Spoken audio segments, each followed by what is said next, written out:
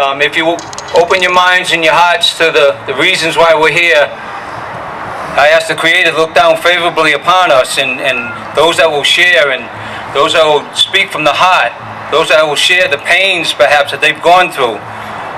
Look down favorably. Open your minds and your hearts, and those that are here to listen, the message. And the message, may it carry beyond the grass that we're standing on here now.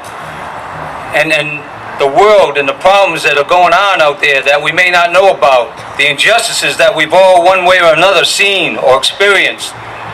I ask that we be blessed here today in a way that we'll be able to carry forward from here on. Thank you.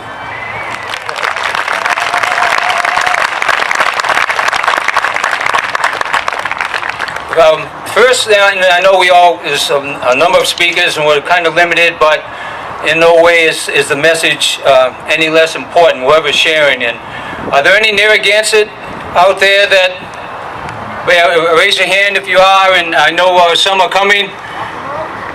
Thank you. I know I did want to say this, and why we're here today, the rally and the march for racial injustice, and it's beyond just racial injustice. There's so much injustice going on in this country, but we are on stolen ground as we sit here today listening to whoever will speak. This is the grounds of my ancestors. You're walking upon the blood and the bones of my ancestors. Roger Williams and who shook hands with him when he first came into this area. And we've been fighting the Narragansett. I have a t-shirt, I didn't wear it today. We've been fighting terrorism since 1492. You know, it's something about this country, America, that it's called the United States of America, as great as it is. It was Narragansett land, it was Navajo land, it still is, Apache land, Mashantucket Pequot, Mohegan, Mashpee, Wampanoag. This is the land of the Aboriginal people, the descendants now that walk here. And we, the Narragansett, the Indigenous people, the ancestors that we are, we know racial injustice just as well as anyone in this country. If you're a Rhode Islander, if you've been here for any amount of time down through the years, you may have seen on the news the Narragansett being one way or another discriminated against.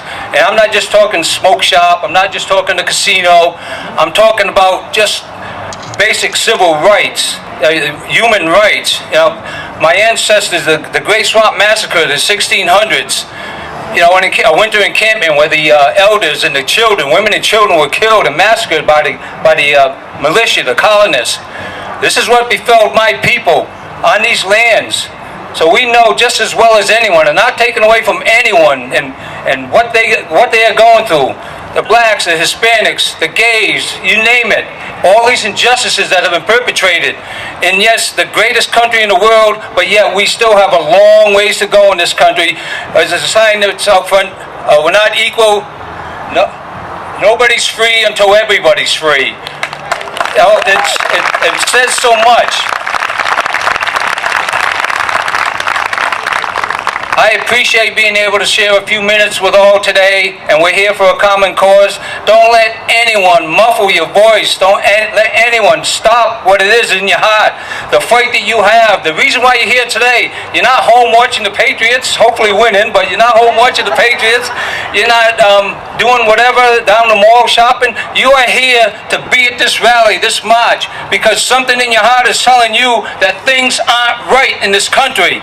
And we can make a difference as long as we keep that fight going.